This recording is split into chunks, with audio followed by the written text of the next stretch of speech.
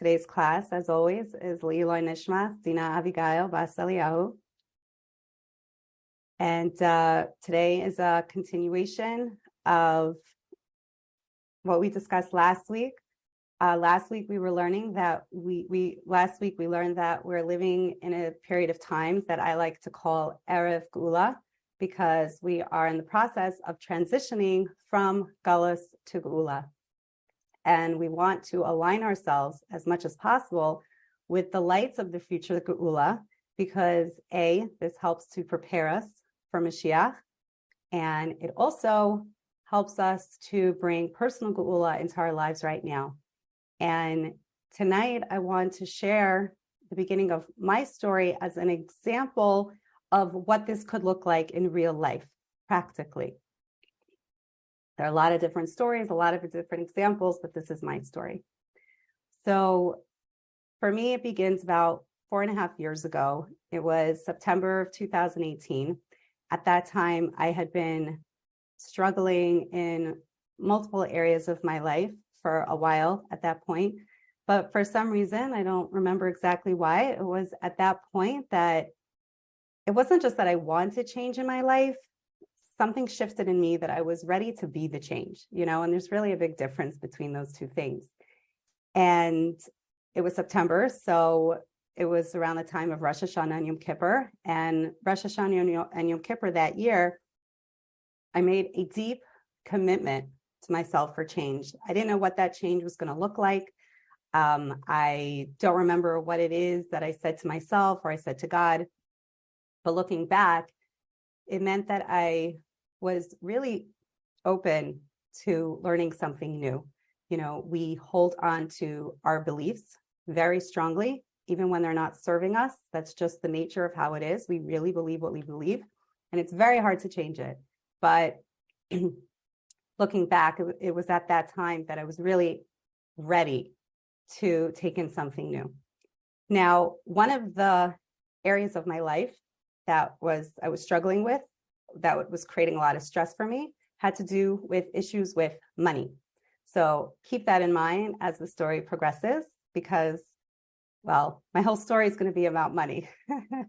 So hopefully you want to learn about money.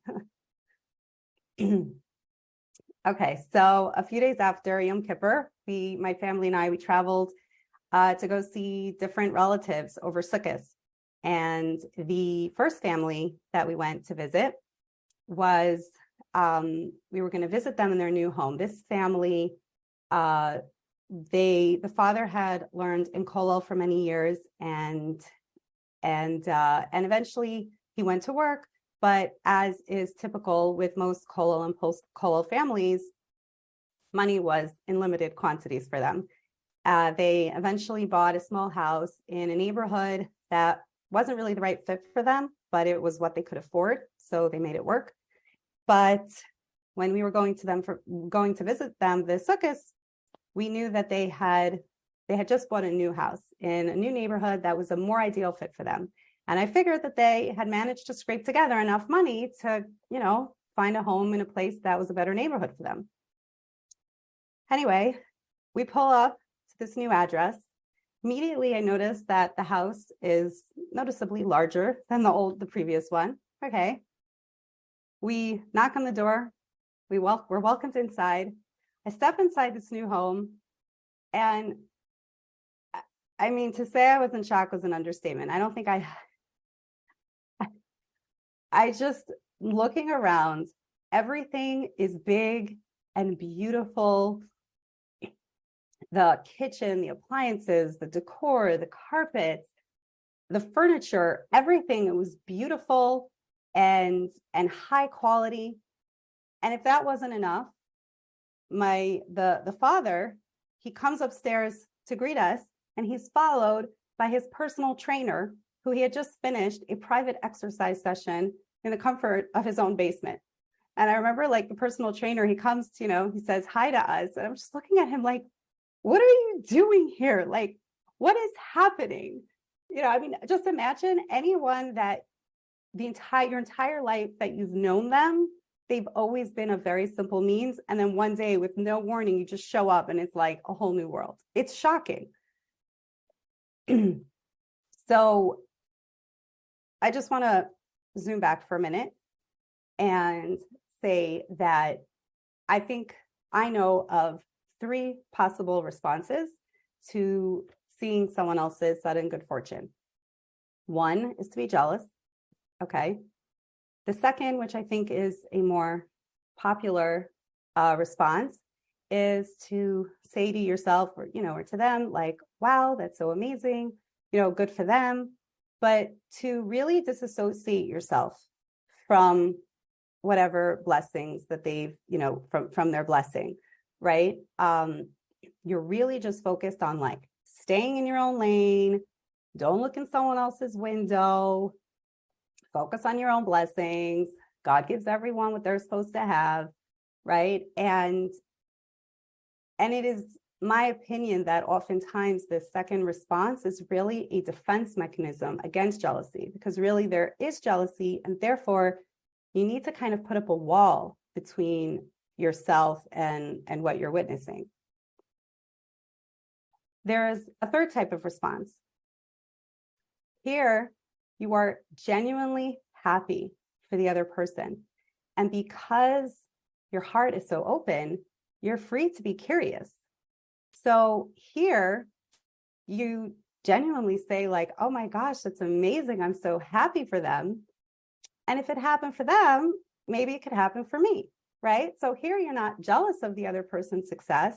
You're inspired by it and you want to learn from it. And I think that this third response is especially appropriate when we see like a sudden turn of fortunate events in someone's life. Like, for example, someone, let's say, was struggling with a chronic illness for a while and then they were healed, or someone was struggling with marital, discord for a long time, and then suddenly they're enjoying marital bliss. And if someone had always experienced financial scarcity, and then suddenly they're enjoying financial abundance, right? So anytime that there's a positive shift in someone's life, it's an invitation for us to ask ourselves if there's something for us to learn here. And when we start to ask questions, Hashem is able to start giving us answers. So thank God I chose this third response. And it wasn't hard for me to ask them questions. They were my relatives. We were spending 2 days of Yontif together. So I was just straight up like, what happened, guys? Like, what happened here? And they were more than happy to, spread the wealth, so to speak. And they shared with me that their lives had taken a positive shift after taking Dina Friedman's Mastery series program, and then their lives really catapulted forward after taking Dina Friedman's Power series. Dina Friedman, as many of you know from, I talk about her a lot. She is a Jewish educator. She has courses on parenting, and she also teaches about personal empowerment. And the Power series is about teaching about your God-given powers to create the life that you want. And this had really helped this family to transform their lives. And they explained to me 2 ideas that they learned from her specifically relating to money. And I found it very interesting, and I'll share it with you here before I move on. The first thing that they shared is that Hashem is Shefa. He's abundance. And you draw to you as much abundance as you are a vessel to receive, right? And the analogy they gave is that of a baby that sucks milk from its mother. There's no shortage of milk.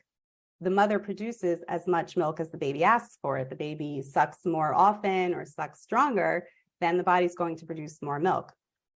So in the same way, Hashem and the world, the relationship works the same way, that there is no shortage in the universe for whatever it is that we want.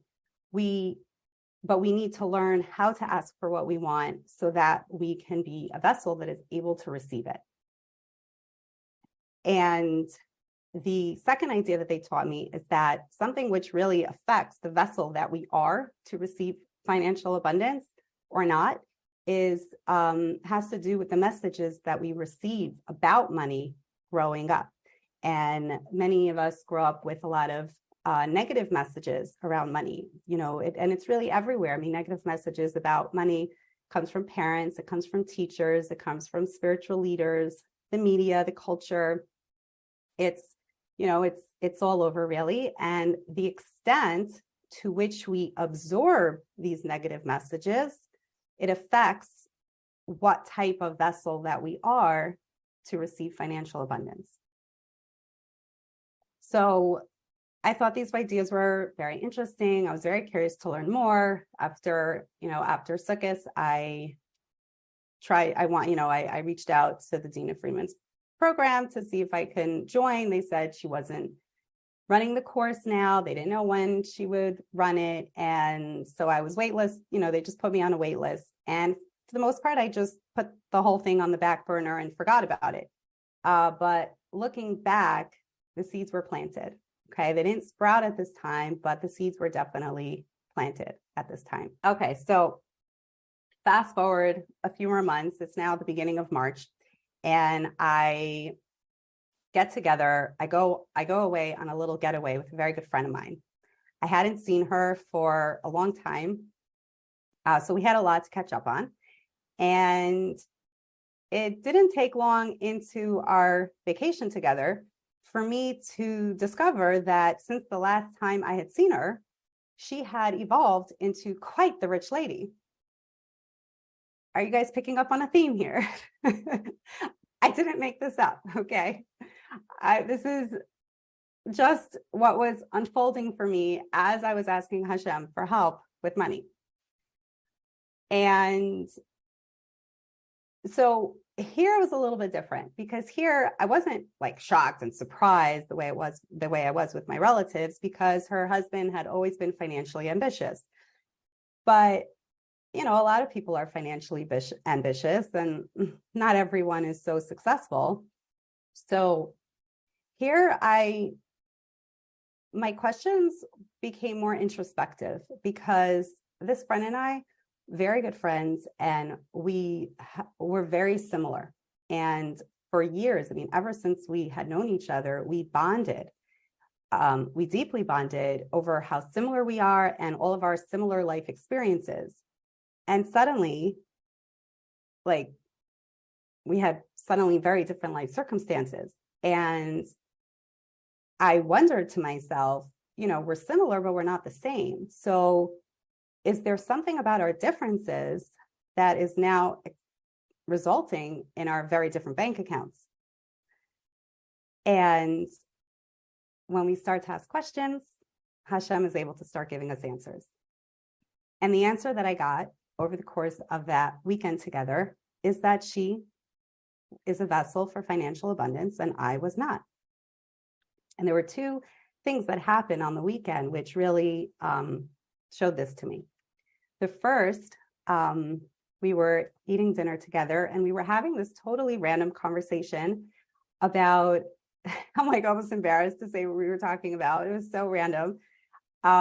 We were talking about how in any close relationship that you have with someone, there's always going to be something about them that is annoying, that you don't try to fix it. You don't talk about it and communicate it about it. It's just who the person is, and you just have to accept them, take it or leave it.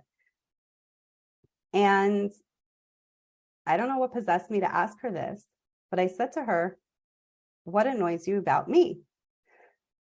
So she looked really annoyed that I put her on the spot like that. And she was squirming in her seat, trying to figure out how to answer the question. But then suddenly she thought of something. And she said, I don't know if you remember this, but many years ago when we were newlyweds, so this at the time, it was 14 years, 15 years prior. She said, we were talking about money. And I said that, money might be tight for us now as newlyweds, but as we get older and we have more opportunities to move up, there's more opportunity to move up in your career, and there's more opportunities for, different financial opportunities that can arise. then we'll be more well off than we are now. And she said, and you argued with me so strongly. You said my ideas are unrealistic because really money just gets tighter as your family grows because of all of the increased family expenses. So even if, yeah, you're making more money, all that extra money you're making is just going to get swallowed up by all of your increased family expenses. And she ends off by saying, and I don't know why, but I just found that to be such an annoyingly negative perspective. And I was sitting there stunned, realizing that we had both lived out our self-fulfilling prophecies. As she and her husband got older, they did indeed enjoy more financial freedom. And as my husband and I got older, we continued to feel financial burdens due to increased family expenses. But what I found particularly interesting is that my husband was making a lot more money than we had originally anticipated. The thing is that our family expenses were also costing us more money than we had originally anticipated. And it wasn't because we were clueless about the cost of living. We just had certain family circumstances that made it that raising our children was a lot more expensive than our intended lifestyle. So even though my husband was more financially successful than we had expected, our family expenses were also more expensive than we had expected. And therefore, we were still living out our my financial prophecy, that every increase in income will be matched by an increase in family expenses. Okay.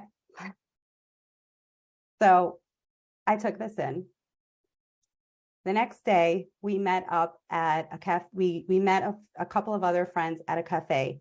And when we got to the cafe, we discovered that it was completely packed. Every table was occupied, and there were a ton of people standing around waiting for a table. And so immediately, when I saw this, I said with my usual realistic perspective, forget it, we're not getting a table. Let's just go sit on those bar stools over there by the counter. But as you can imagine, this was not my friend's approach. I don't even think she responded to me. She's probably just thinking like, oh, Sarah, she is used to me by then. And she just moves on and starts walking through the cafe, scanning her eyes for tables where it looked like the people were almost done with their meal. I think she was hoping that if someone was almost done with their meal and they would see her scanning for a table, they would notice her. And I followed behind her shyly, like kind of doing the same thing, but really I didn't get what the point was, and I was feeling kind of sheepish. Then guess what happened? Someone offered us their table, and we ended up having a great time together, way more fun than if all four of us had been perched, uncomfortably side by side at a counter. And this experience gave me another epiphany about myself, because I realized that in many ways, I don't open myself up for blessing because I just assume at the outset that it's just not going to happen. I walked into the cafe, saw so many people waiting for a table, and I thought to myself, why me? My friend walked into that exact same situation, and she thought to herself, why not me? And that difference made all the difference. And I was certain that it was that difference that at least partially explained why my friend was a vessel for financial abundance and I was not. And I have to say that I was ecstatic by these insights. Yes, I was also humbled. It was humbling, but I was thrilled because these insights, I realized, were giving me the power to change my life. I now realize with stunning clarity that all of the beliefs and doubts and fears and just all the thoughts that we have swirling around inside us have a direct effect on our destiny. So if we heal ourselves and change our mindset, then we could change our destiny. That was really exciting. So I went home and started Googling rich mindset and poor mindset. And in reading about rich mindset, I was able to see all the ways that my husband and I shared a rich mindset, which explained why we had always been blessed with financial stability. And I was also able to see all the ways that my husband and I shared a poor mindset, which explains why no matter how much money we made, we can never get ahead. And I also learned that rich mindset is similar to abundance mindset, and poor mindset is similar to scarcity mindset. And abundance mindset was reminding me a lot of different ideas that I had learned growing up about Emunah, but I just had never made the connection between Emunah and abundance. But now that I was starting to make the connection between spirituality and empowerment, I, at this point, wanted to make sure that I was going to continue learning from Jewish teachers who teach from a Torah perspective, so that my growing sense of empowerment would be connected to my evolving relationship with God and my spiritual journey. So I want to share with you now a synopsis of some of the things that I learned about money that were very powerful to me. But before I do that, I first need to share with you the big overarching question that I struggled with at this time. Because I had a question, because growing up, I had always learned that God decides how much money we're going to have, right? We have no control over whether we're going to be rich or poor or middle class. It's all up to God. Our only job is to do our hishtadlus, which is the tangible action steps we need to take to be a responsible human being, right? You can't just sit on the couch eating popcorn all day saying God will provide, right? You need to do your hishtadlus. So to me, that meant getting a degree, getting vocational training, sending out resumes, creating a budget, starting a business, all of those types of things. And after that, I learned it's all out of our hands. But now I was learning and seeing with my own eyes that people actually have tremendous power over their financial destiny. That you can pretty accurately predict whether someone is destined for a life of financial abundance or financial failure or financial mediocrity. You can fairly accurately predict that just from talking with them for a few minutes about their thoughts and feelings about money. So the idea that our financial success is all up to God, it just wasn't adding up. And I struggled with this for a while. And I finally came to a conclusion that could best be summed up by a line that I heard from this rabbi. His name is Rabbi Daniel Lapin. And he said that when we oversimplify a complex topic, we can arrive at dangerously wrong conclusions. So what I would say here is that when we oversimplify the complex topic of money and we apply when we oversimplify the complex topic of hishtadlus and we apply that oversimplification to the complex topic of money, then we're going to arrive at conclusions about money that are probably self-destructive. So what I want to share now is a deeper understanding of hishtadlus, which will also provide a more tangible explanation of Gula mindset. Okay, so I'm going to share my screen now to do that. Okay, so I'm gonna give a brief overview of the programming of the human soul. Okay, I learned the following information about the soul from Shifra Chana Hendry, who teaches at the Gate of Unity. She bases her teachings on Chabad Hasidus. She has a chart of human design that I'm basing this PowerPoint off of, and I'm going to share her chart soon. But first, I'm going to just go through here first. So, programming of the human soul. Okay, first we have Keter. Okay, Keter is the deepest, innermost part of our soul. It includes faith, emunah, and it also includes our deepest, innermost soul desires, ratzon.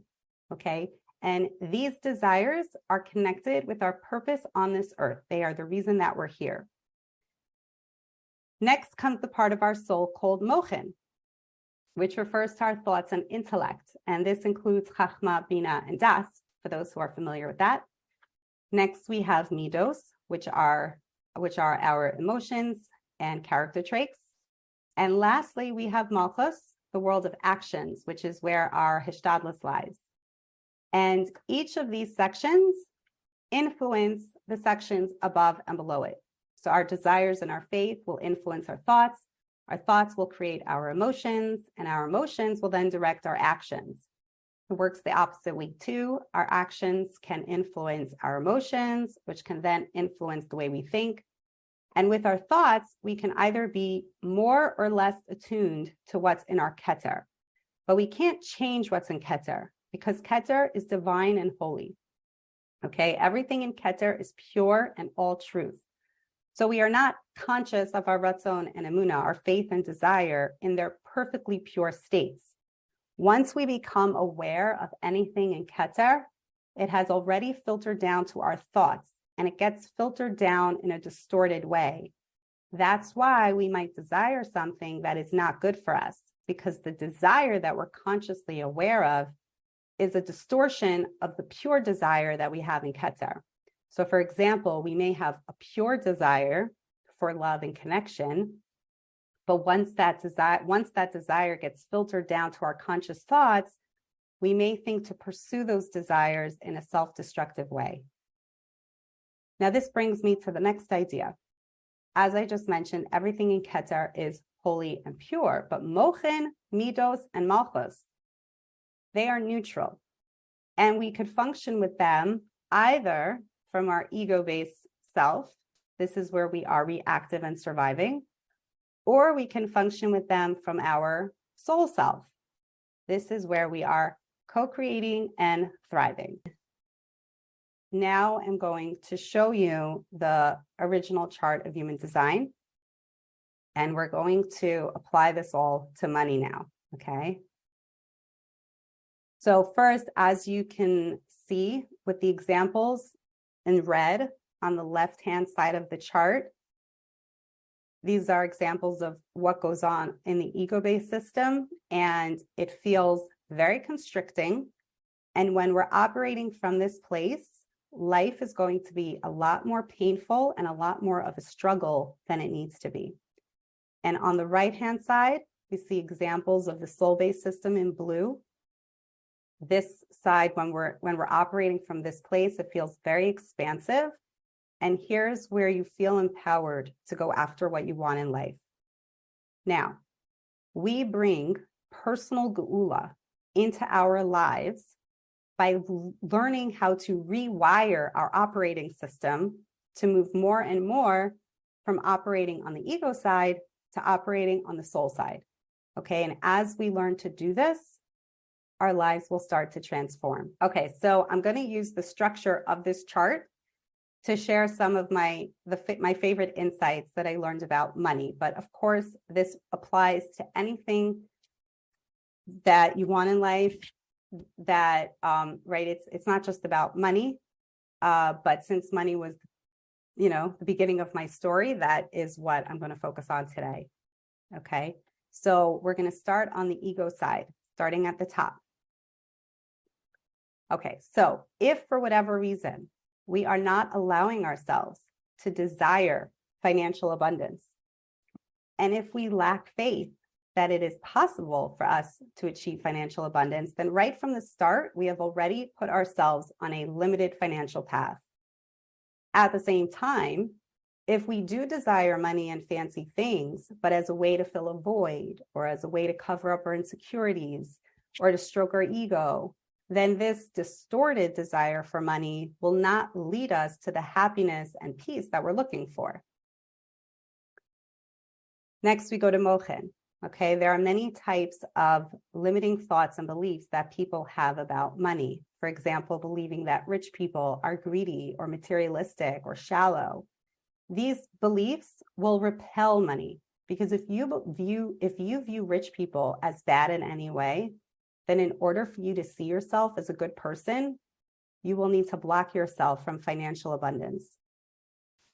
Other limiting beliefs that can limit your bank account is believing that pursuing money will prevent you from prioritizing your family or other lofty goals. Also, rationalizing to yourself that being poor somehow makes you more spiritual.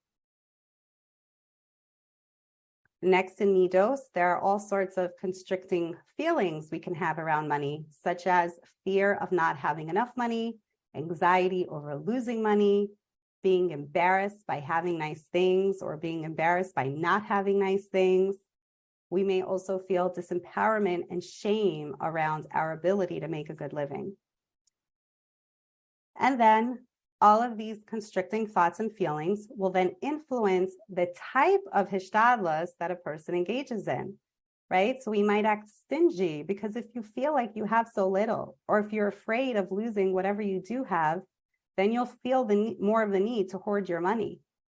The ego side may also cause a person to cheat and take advantage of others in an attempt to make money or save money. Another way that the ego side affects our actions is that fears about money can cause a person to work with the goal of avoiding failure rather than working with the goal of achieving success, right? And obviously someone who has the goal of being successful is much more likely to eventually be successful than someone who's just trying to avoid failure. Now, something I want to make clear is that operating from the ego side with money does not automatically mean that the person is going to be poor, okay? Because if someone is operating from an ego state, then even if they do successfully obtain financial wealth, they won't be able to achieve the peace and tranquility that financial abundance has the potential to offer. And we don't want to make any mistake. Financial abundance absolutely has the potential to support our sense of peace and tranquility, which brings us to the soul side. Okay, so let's go to the other side, again, starting at the top. When we allow ourselves to freely desire money, and we believe that not only can God provide for us well, but that He wants to, then this combination of desire and faith allows us to set a clear intention to receive money abundantly. Then in Mochen, let's talk about empowering thoughts about money. Here we think it's an illusion to view spiritual and material abundance as two separate opposing entities, because in truth, the spiritual and physical aspects of our universe are inextricably linked, which allows us to experience a balanced life. And in order to live a balanced life, we need to be just as good as receiving as we are at giving. And the more that we allow ourselves to receive, the more we will be able to give, right? Think about breathing. A larger inhalation allows for a greater exhalation. And this applies to money because money is a very motivating reward for providing valuable services and products to our fellow human beings. Therefore, the more we are willing to receive financial rewards for our efforts, the more motivated we will be to share our gifts with the world. Also, on the expansive soul side, we understand that when money is pursued correctly, it supports our highest values. Money could support our family life, our spirituality, our health, our philanthropy, whatever it is that we value, money can support that because while money is powerful, it's also neutral, right? So therefore, money has the power to make you more of what you already are. So if you're greedy and shallow and materialistic, then money will allow you to be even more greedy and shallow and materialistic. And if you're kind and generous and a spiritual seeker, then money will afford you opportunities to more powerfully pursue kindness, generosity, and spirituality. And this, I want to add, includes being kind and generous with yourself, because there is a big difference between being materialistic versus giving yourself permission to enjoy material comforts. Okay, let's go to midos, emotions. Here, not only do we believe intellectually in the possibility of a good financial future, but we actually feel optimistic about it. But we're not living in the future. We also feel grateful and joyful in the present, recognizing all the financial blessings that we've already been given. And speaking of emotions, we want to love and appreciate the value and purpose of money because we tend to attract into our lives the very things that we love and appreciate. Malchus, here we do not operate as a helpless victim at the mercy of unstable markets, cutthroat corporations, and the next crushing expense. Rather, we operate from an understanding that it is our destiny to co-create with God. So instead of telling ourselves, I can't afford that or I can't do that, we learn to ask ourselves, how can I afford that and how can I do that? And from this expansive place, we then engage in an inspired hishtadlus, where we take inspired action steps that are based on a vision of the future we want to co-create with God. And again, here on the soul side, with regard to money, operating on the soul side does not automatically mean that you're going to be actually rich, but it does mean that you will experience similar benefits to being rich, because somehow, some way, you will find that money is always there when you need it. You're able to take care of your needs and the needs of your family in a way that's peaceful and happy for everyone, right? Because you have become a vessel to receive, and so it is that you do receive. Okay, so back to the question that I had of hishtadlus. Hishtadlus, as we now see, falls within the realm of malchus, the world of action. And as we now see, there are two types of hishtadlus. There is ego-based hishtadlus and there is soul-based hishtadlus. And those two different types of hishtadlus they're going to produce very different types of results. What exactly will those results be? That we don't know. The results are in God's domain. But what we do know is that the results flowing from an ego-based hishtadlus is going to feel very different than the results flowing from a soul-based hishtadlus. One's going to feel like Gulas and one's going to feel like Gula. Now, before I continue with the remainder of the ending of my story, or not ending now, but the ending back then, I just want to give a disclaimer, because I just said a few minutes ago that when we oversimplify a complex topic, we can arrive at dangerously wrong conclusions. And I just oversimplified the very complex topic of healing, transformation, and spiritual empowerment. And people really do come to very wrong conclusions when they're initially exposed to these ideas, specifically thinking to either blame themselves for their own misfortunes or blaming others for their misfortunes. And this is obviously not where we're meant to go with this type of information. So what I want to say is that what I shared just now is a tiny introduction to a topic that is very deep and highly nuanced. And the only way that I know of to engage in this type of learning in a way that's healthy and actually helpful is to really partner with God. Make him your teacher, your therapist, your guide, and literally let him lead you to whatever it is that you're ready to learn next. Anything that makes you feel bad about yourself or disempowered, you ignore it. And you ask Hashem to lead you to whatever it is that you're ready to learn. And anything that you're ready to learn will feel exciting and empowering. Okay, so I just shared that we want to be operating from our soul side. But, back when I first started to learn these ideas, I have to say that I really had a hard time understanding how a desire for money and material comforts can be a soul-based desire. Like, I didn't think there was anything wrong with it, but how is it a soul-based desire? To me, materialism and spirituality were just like two separate things. But I kept an open mind about it. And in the meantime, I had started taking Dina Friedman's power course, and I was working on my, different life goals, including my desire for financial freedom, but not just that.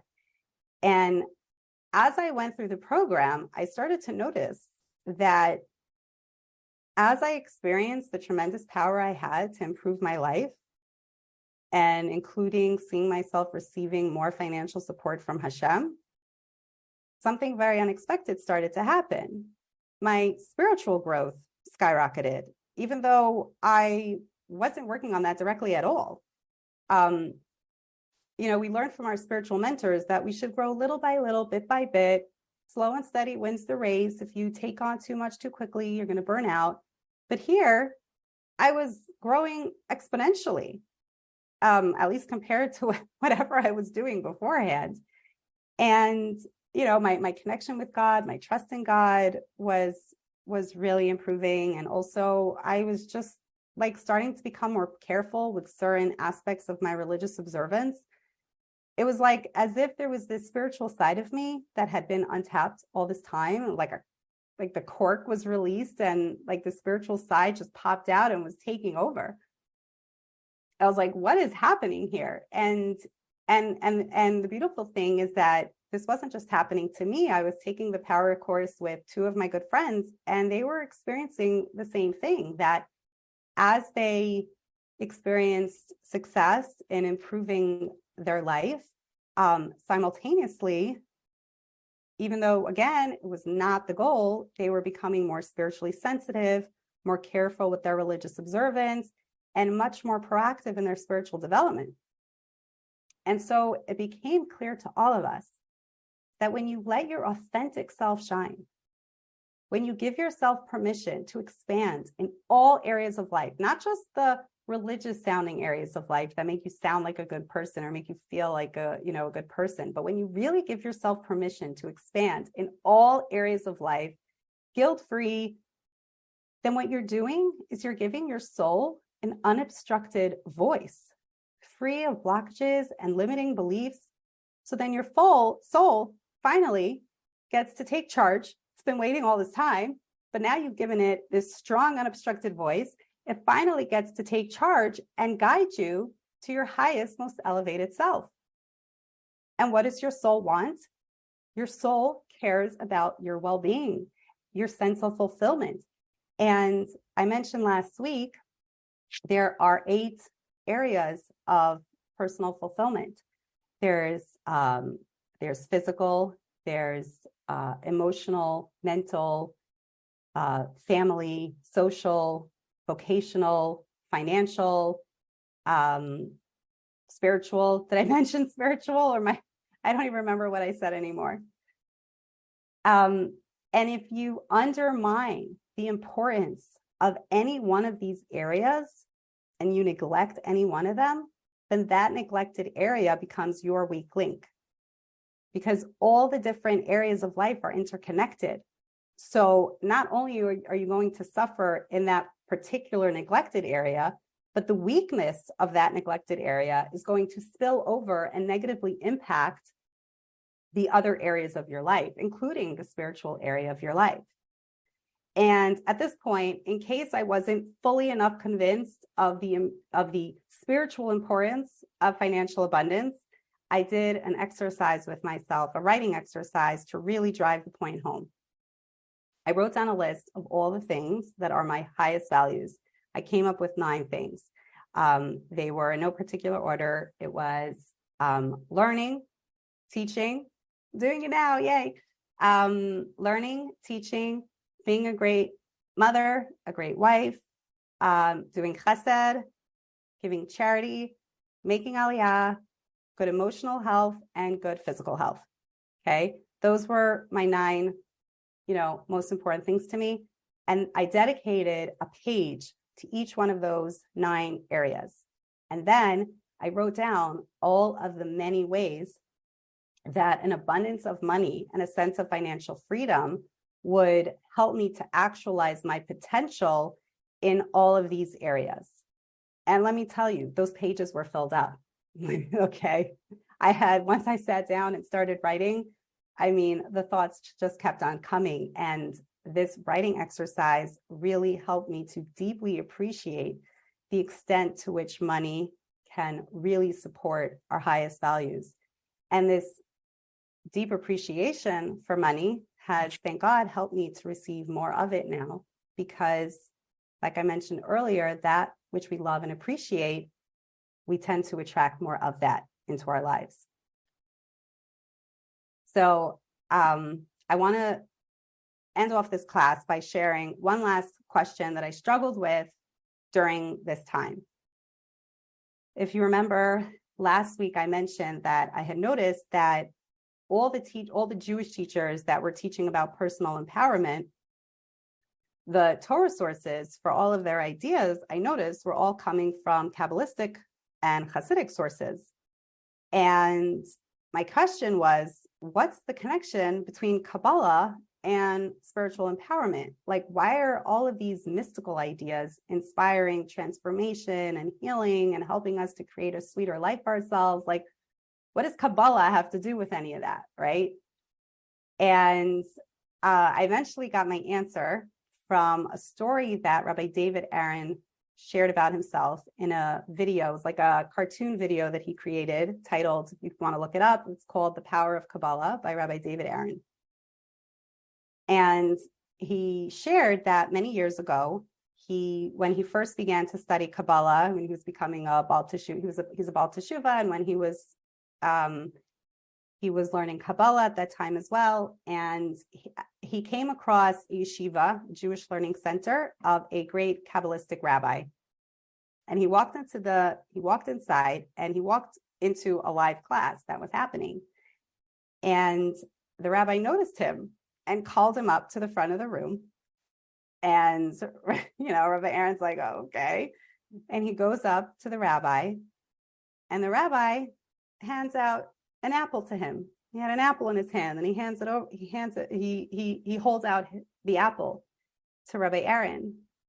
And Rabbi Aaron's thinking, like, the rabbi wants to give me an apple, like what?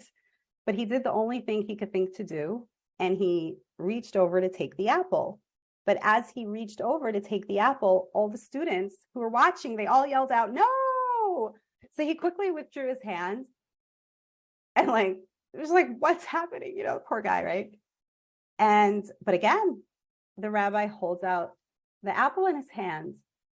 And again, Rabbi Aaron didn't know what else to do. So he reaches over to take the apple. And again, all the students watching yell, no! So at this point, he is so flustered. He's so confused.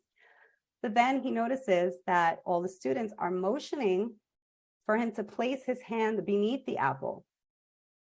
So he does that. The rabbi smiles at him and drops the apple into his hand. And then class was over. Goodbye.